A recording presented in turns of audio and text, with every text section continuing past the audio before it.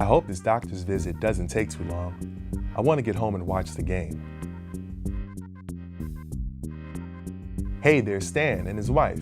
I should go say hi. Hey, how are you guys doing? Doing good. How you doing, Will? Great, great. Wow, she has a bun in the oven. I see you're doing real well. When is she due? She's doing the first week of August. Wow, that's soon. Congratulations. Thanks. Are you having a boy or a girl? We didn't find out. We want it to be a surprise. Well, that's going to be a big surprise. How long have you guys decided to breastfeed for? Breastfeed? I'm a dad. What do I need to know about breastfeeding? This guy just doesn't know. Here's why you should know about breastfeeding.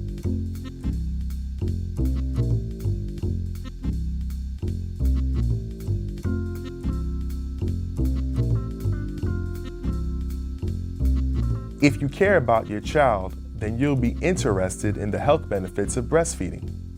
The breastfeeding baby gets some huge benefit immediately after birth if the baby goes to the breast, because when the baby is born, he is leaving that sterile environment that he has been in, and he is entering our world, which is filled with bacteria and viruses that can make our babies sick.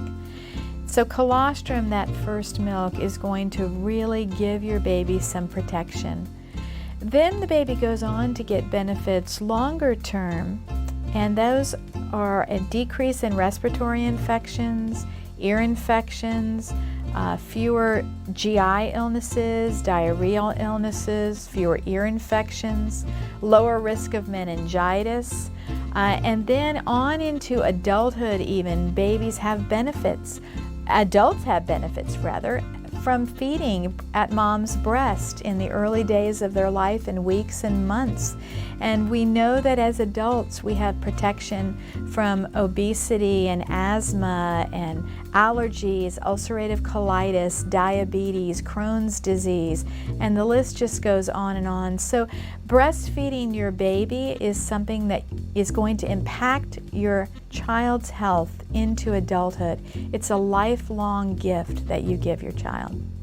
Some of the benefits I believe the baby receives through breastfeeding is the comfort of being close to his mom, and the vitamins, and also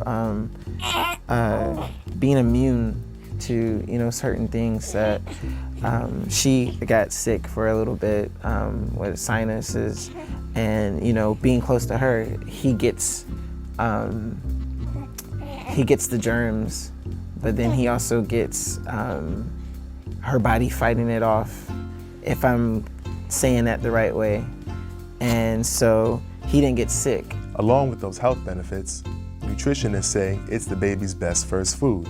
Breast milk is the baby's first food, and it's the optimal first food for a baby because they are born with a sterile and immature immune system. So if they consume breast milk as their first food, then they're protected versus if they don't have, if they have formula as their first food and they never have breast milk, their immune system doesn't reach their maximum potential. The World Health Organization says you should exclusively breastfeed for 6 months. Thereafter, infants should receive complementary foods with continued breastfeeding up to 2 years. Exclusive breastfeeding means only breast milk, no formula. One of the things that we believe is that breastfeeding is a healthy and natural way of providing nutrients for our babies, and it's been proven, as far as sickness is concerned, it's been very lack of sickness, and she's been growing very quickly, so it's doing something very, very positive in her life. We chose to breastfeed versus using formula. It was just more of a natural fit for us versus having formula that I didn't like the chemicals that were in it, didn't understand. I wouldn't feed it to myself, so I wouldn't want my infant to have it either.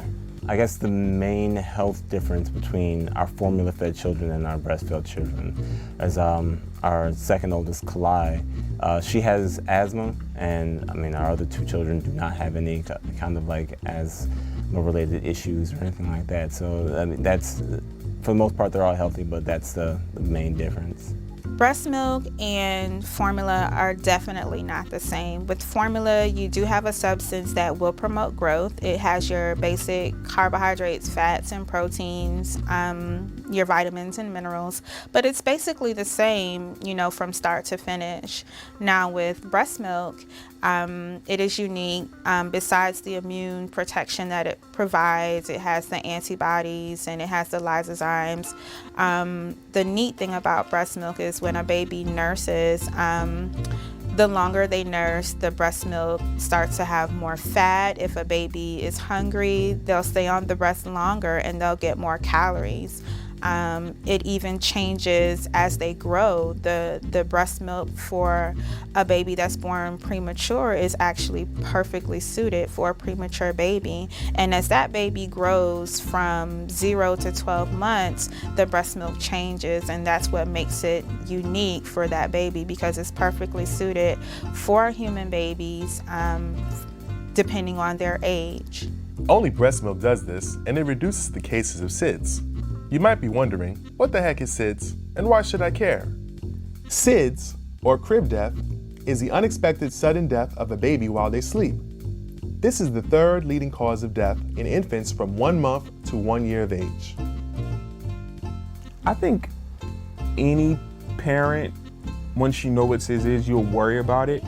But I was relieved to find out that studies have shown that parents who breastfeed had a significant reduction in the amount of SIDS that took place. Babies that receive human milk do not go into very long and very deep sleep states like babies that receive artificial baby milk. So the research believes that the frequent waking of a baby that is breastfed helps to protect that baby from the risk of SIDS. A key to the child's health is the mother's health, and breastfeeding plays a major part in that. You do care about the health of the mother of your child, right? Well, a mom who breastfeeds is going to get some tremendous benefits right after she delivers the baby, and then in many months to follow.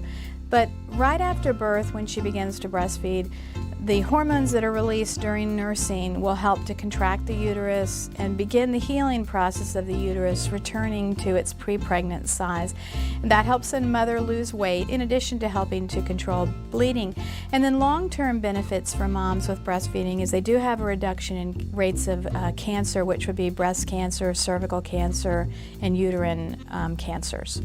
On a lighter note, other than the health benefits for breastfeeding, there are also very obvious financial benefits. We didn't have to buy a formula, so we save money there. That's really expensive. Yeah. $15 a can. Pretty expensive when they drink like 8 bottles a day. It gets expensive.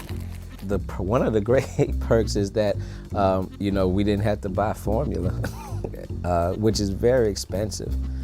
And you know, anytime Zoe was ready to eat, Mama was right there. So that was a positive thing. Aside from breastfeeding keeping your pockets from growing flat, it will also help your lady burn off that baby fat. She did lose it really fast, actually. It's kind of surprised. So like I said, breastfeeding has some fantastic health benefits for the mother and child. It's the baby's best first food, there's a reduction in SIDS, you get to save money, and last but not least, it's a great way for the mother and child to bond. Well, it sounds like breastfeeding makes sense. What happens next? Come on, man. Of course it makes sense. Usually breastfeeding starts immediately after birth, either at the hospital or an alternate birthing center. And when I say immediately after birth, I mean between the first 30 minutes to 2 hours.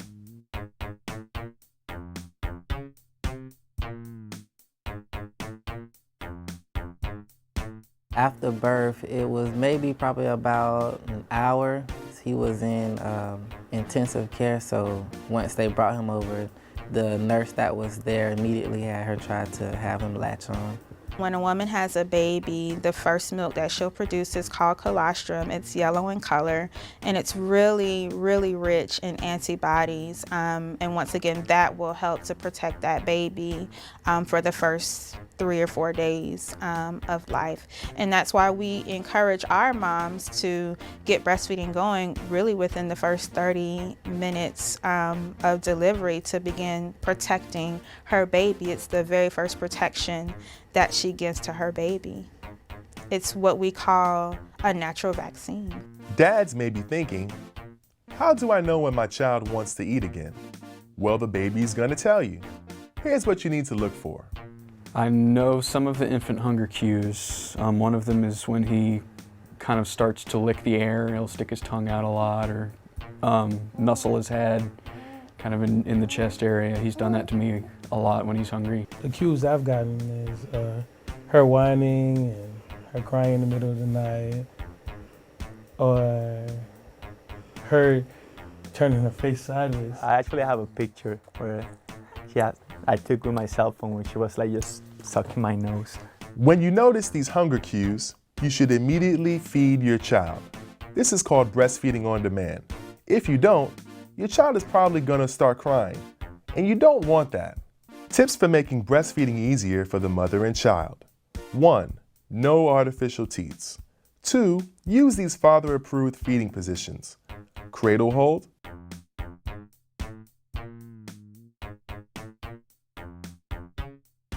cross cradle hold,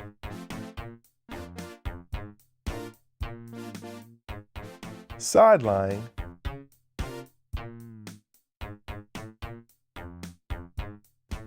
relaxed breastfeeding,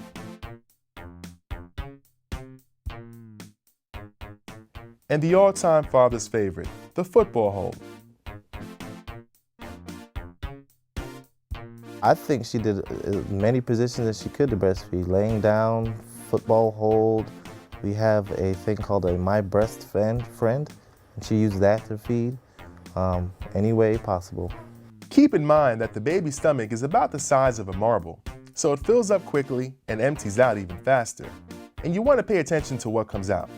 In the early days of a baby's life, the poop that they pass is called meconium, and it is a substance that's been forming in the intestines while the baby was growing in the womb. It's a very sticky, black tar-like stool, and the baby will probably pass several a day in those first few days, and gradually it begins to change color as that leaves the baby's body, and so by usually the second day, it's not quite as black and sticky. It's a little bit looser, and it starts to have a little bit of a greenish color. And then it's going to continue to change, and by about day 5, we expect to see the baby's poop to be yellow, and that's what color digested breast milk is. It's kind of a yellow cottage cheesy looking stool.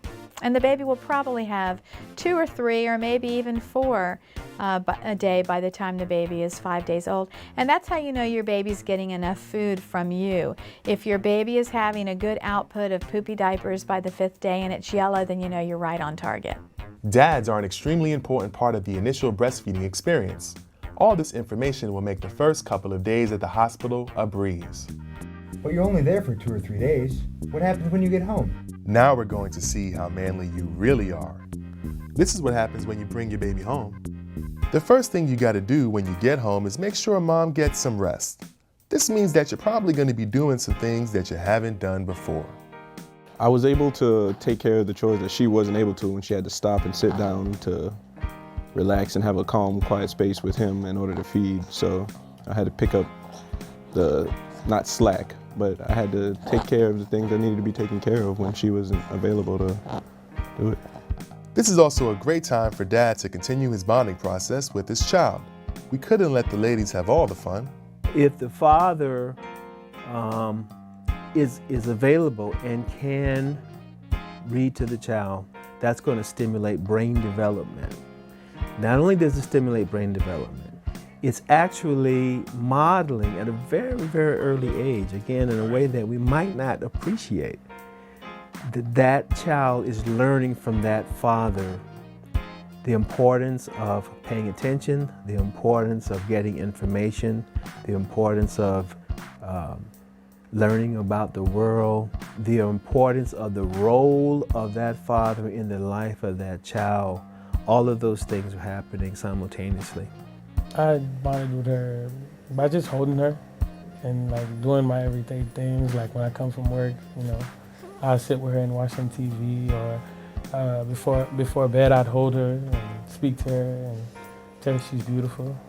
Another thing about that is we noticed that very young children early on began to form opinions about facial structure. That is to say, whether a certain facial structure is considered familiar or unfamiliar, or even pleasant and unpleasant. So the more often that father is in the face of that child, the more often that child again is going to associate certain experiences. Hopefully there'll be pleasant experiences like the feeling of warmth, the feeling of closeness. I've played with him, I've talked to him, and there's plenty of times where he'll wake up in the morning and I'll just grab him and sit him on my chest and talk to him and smile at him. Ways I bonded with her, I read to her whenever I had a chance.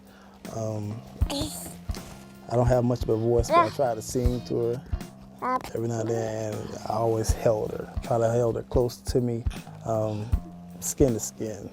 Experts suggest that moms should hold their baby skin to skin when they are first born. Moms aren't the only one who do skin to skin. It's a great soothing technique the dads can do also. I did skin to skin a little bit, but I have kind of a hairy chest, so I don't know if you enjoyed it that much or not. There's some other soothing techniques that you might find useful. I have rocked, sang, walked, even stuck my finger in his mouth just to keep him quiet until wife was either out the shower or ready to breastfeed again. In several situations when my wife wasn't available to breastfeed immediately and the children were hungry, I found that simply putting my knuckle in the child's mouth, for example, that he would just kind of chew on my finger or gnaw on my finger, and it would kind of calm him down. Daddies have a unique relationship with their baby in that baby is getting different things from dad than from mom. Mom is really the food source in the beginning, and babies know their mom's smell, and they smell like milk. And many times as mothers, we kind of use breastfeeding as a very quick response to a baby that's fussy. And when the baby is in our arms and the baby smells us and smells milk, it's a very instinctive thing for that baby to want to suckle and to want to be at the breast. Daddies don't have that luxury. They don't have milk to give their babies. And so they develop their own way of soothing their babies. And it can be allowing the baby to suck on their finger, putting their pinky in the baby's mouth and holding the baby close. It might be singing to the baby in that deep resonance of their voice that we as females don't have.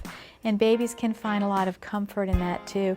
And then babies know their daddy's smell. They get to know that. So they don't equate dad with milk. They equate dad with whatever techniques it is that dad's using to soothe them and to love them. So here's a scenario where those soothing techniques come in handy. The mom's breasts are full of milk, and it's uncomfortable for her to feed the child.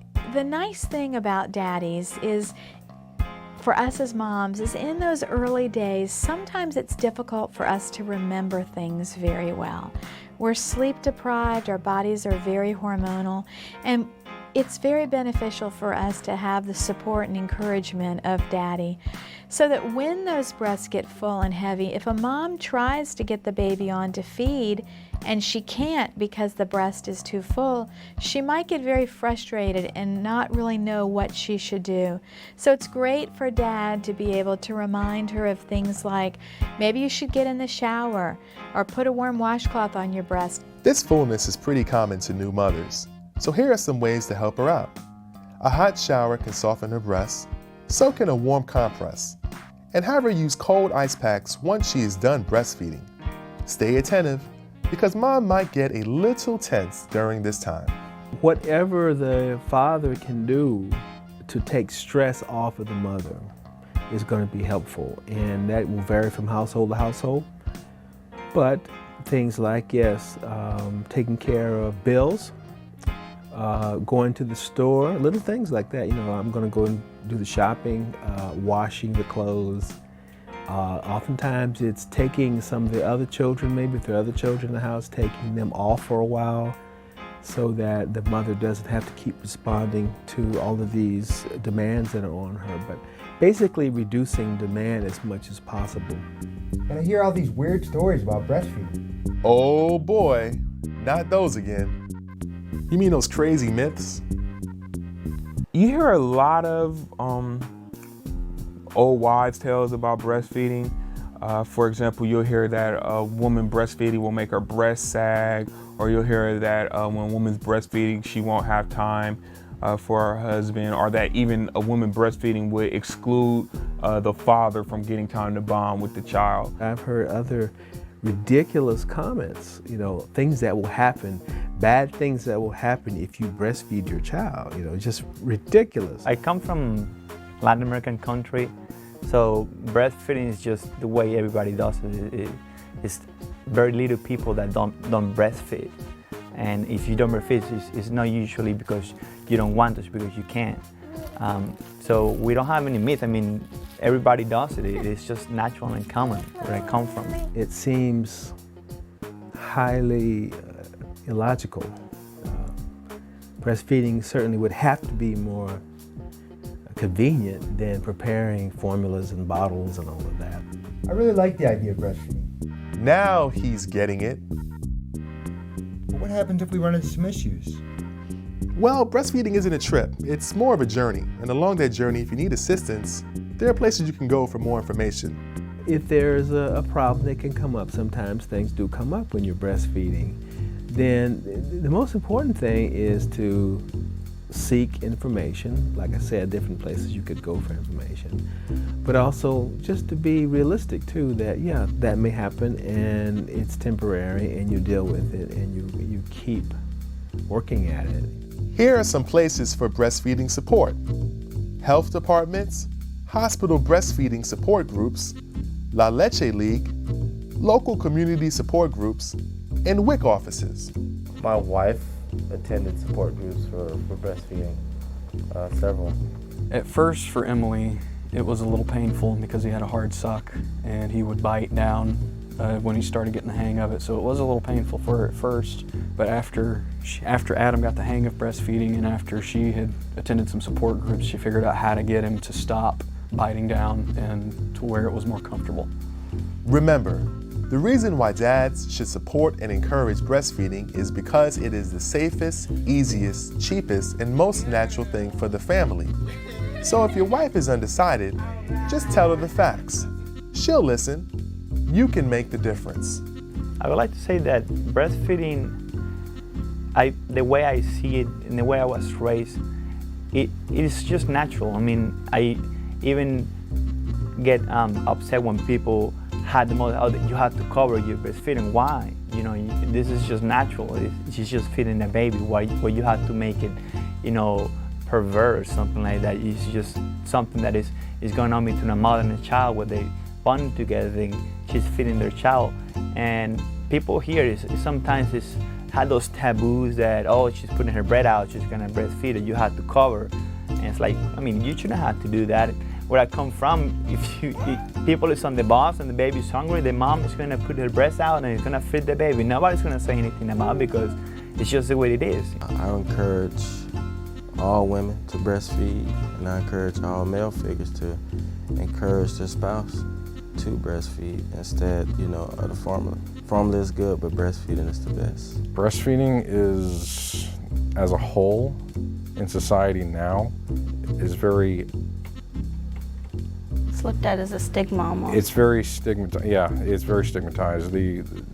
When you go into a public place and you breastfeed, what I've noticed and what I've seen as I was growing up and just through her breastfeeding, the 2 years that, I mean, we get a lot of criticism because as long as he actually breastfed, it's very undersold.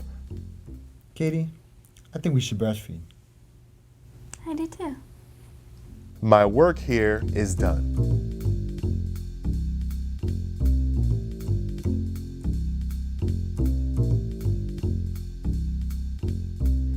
I have been helped extremely by my partner encouraging me, and he would get me food and change him in between feedings. He's encouraged me when it was hard.